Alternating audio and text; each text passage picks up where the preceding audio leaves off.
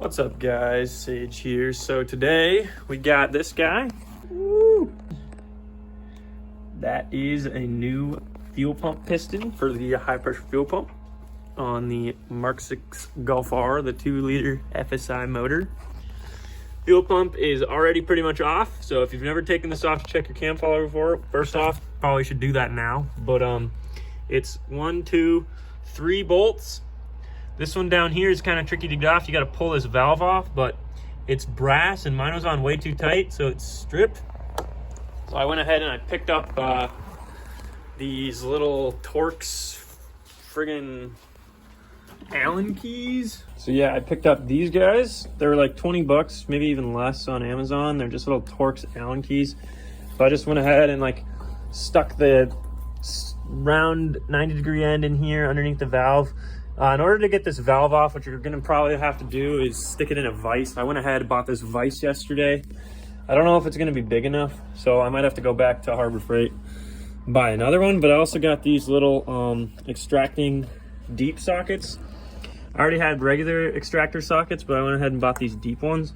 So hopefully what I'll do is I'll put it in the vise, grab this guy. This guy sticks onto the valve here and then kind of bites on. You hit it on with a hammer and then you just twist it off, and hopefully that'll do it. So I'm gonna work on getting this pump off and getting it in the vise, and then I'll show you how to install the internals. So on my pump, there's a soft hose right down here that's got to come off. I'm going to take it off from the fuel rail, which is down there somewhere. Yeah, so I got a needle nose and a screwdriver. I'm going to try to slide that off. All right, so that proved pretty difficult, to be honest. You can see right down in there. I took it off from there. So there's a little clamp back there. See if you can see it. Yeah, right there. I took my needle nose, stuck it in. You got to slide it all the way back. Just keep wiggling it, push it all the way back. And then I used this guy, angled 45, to just grab onto the hose and twist it off the nipple on the fuel rail. So now you should be able to just pull this all the way out. Some fuel's dripping out, so there's your fuel pump. So I'm gonna see if I can get into the vise now. All right, so if you guys are like me and you just moved into a new home, or you're not living at home, you're living on your own, you need a vise, you don't have a vise, I can confirm that the 2.5-inch vise from Harbor Freight, table vise, does fit the fuel pump. It was like $23, so that was the cheapest one they had, and it does fit. It's in there sturdy. This table's kind of not great, so I'm gonna have to put some wood on the table to weigh it down. Now, in the instructions, they instruct you to take off these sensors, but I didn't have a 32 millimeter, and the brass strips out super easily, so I'm actually gonna keep these in here, and I'm just gonna spray it out and kind of clean it out with everything in here. I know Phased on YouTube, he did the same thing because he was having issues stripping out his sensors. I'll link a video of his in my bio of him replacing his fuel pump internals with the VIS and also doing some logging information. But he went ahead and did the same thing I'm doing, and it was fine. So that's what I'm going to be doing. So first step is just to pull this piston out. So yeah, it took a little bit of pulling, but that just pulls right out.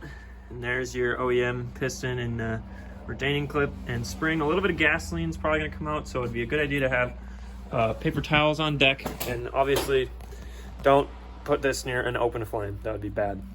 It's also a good idea to put all of your parts on something clean, so I just have some paper towels. I'm going to be putting that on. Next step is to get your 18 millimeter deep socket and your 1/2-inch socket wrench and crack this nut housing off. Got my socket on there, see if I can crack this loose with one hand. Just going to put my knee on the table. And the vise is moving. All right, this is going to take 2 hands. All right, so I ended up having to use this long PVC pipe, put it on the socket, and just put my leg up against the vise and cracked it loose. Kind of hard to do on this janky table. So just a heads up, this vise does spin, so it makes it a little bit hard to get this off. But now it is loose, so we're gonna go ahead and get this all the way off here. Okay, so this comes out, and should be a little O-ring in there somewhere. Maybe not. Okay. And then we got the old piston right here. There's a good amount of gasoline in there, so I'm gonna have to clean that all out. And yeah, I'm gonna stick some paper towels in there and try to suck up that gasoline, shake it out. And then I'm gonna spray some cleaner in there and get it as clean as I can. Okay, so I thought I would just leave it like this with some gasoline in there and that'd probably be fine, but I think everyone else cleans theirs out, so I'm gonna clean mine out, I guess. I got some brake cleaner here. Oh, there's like fucking none in there. All right. Let's see if I can even get this to spray out, I guess. I thought I had a fucking shit ton of this stuff. Okay, I'll make it work. There's a little bit in there. Take this seal off because it didn't come with the new seal. And I don't want to damage this one. So I'm going to go ahead and pull this off of here. Keep that there. So now, I don't think there's any seals in here.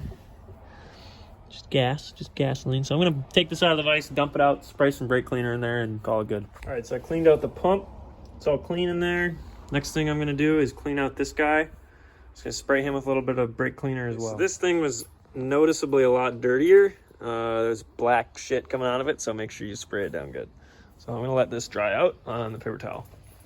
All right, so you're really not supposed to get any of this stuff contaminated at all when you're reassembling it after you clean everything out. So I do have a pair of rubber gloves here just in case. It's not necessary. You can also just wash your hands and it'll probably be fine, but not the worst idea. So I grabbed some rubber gloves and I'm just waiting for everything to dry completely. You can use compressed air if you have an air compressor to speed up that process, but once it kind of doesn't smell like brake cleaner, maybe it'll be fine.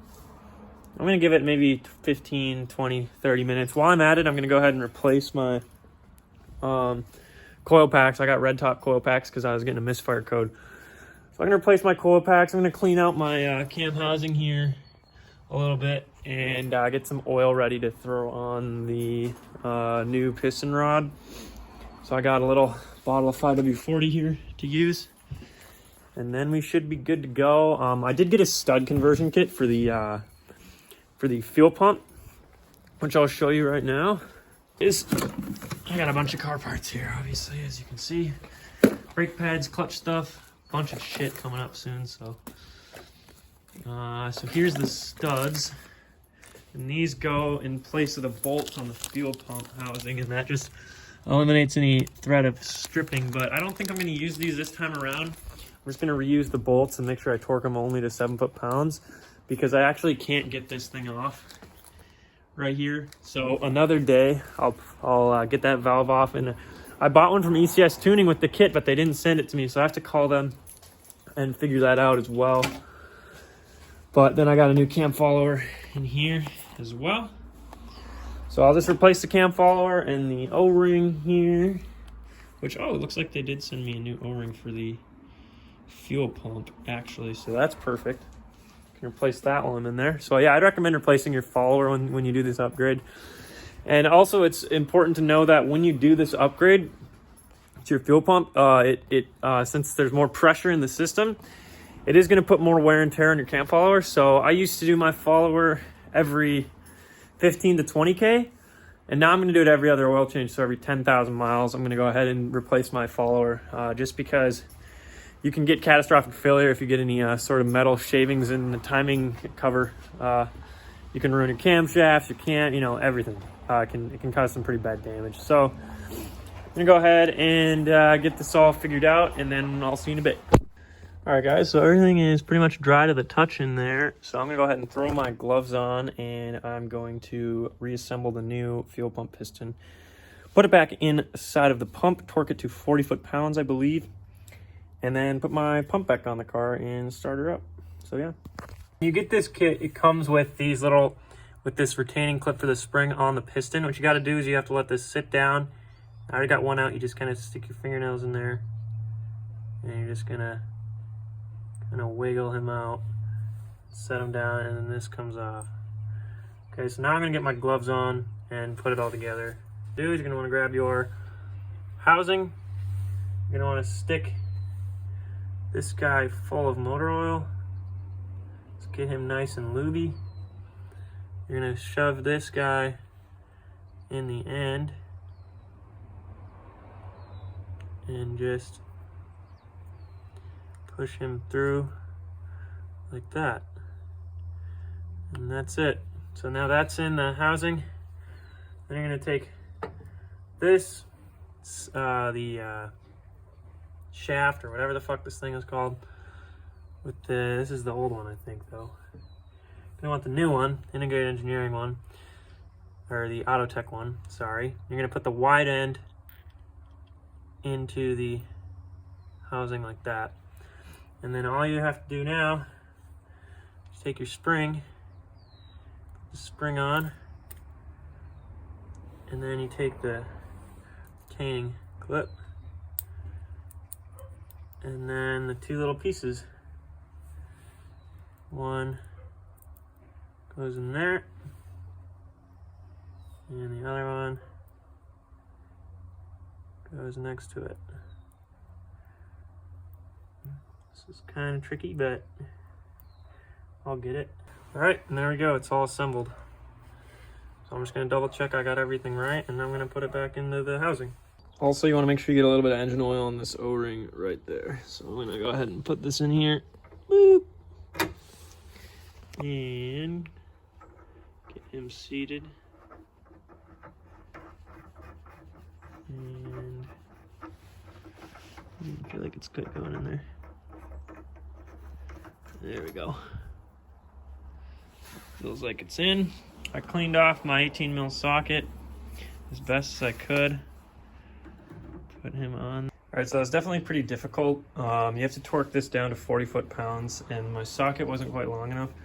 So I had to push down on my socket, wedge a piece of wood between the vise and the table, grab onto the end, and just twist as hard as I could to get it 40 foot-pounds, and I barely got it torqued down, but I got it done. So we're gonna go ahead and reinstall this fuel pump. There is a new O-ring for the fuel pump guy right here, which I put over there. I got a new one in my cam follower kit. So I'm gonna lube that up, put that on, lube up my cam follower, lube up that a little more, slide it into place, and I'm gonna put all the bolts on and see how she goes. All right, so I got the soft line back on. Basically just grabbed it, wiggled it back on the nipple, and then grabbed my needle nose, which is down there, and I just swiveled the clamp back into place.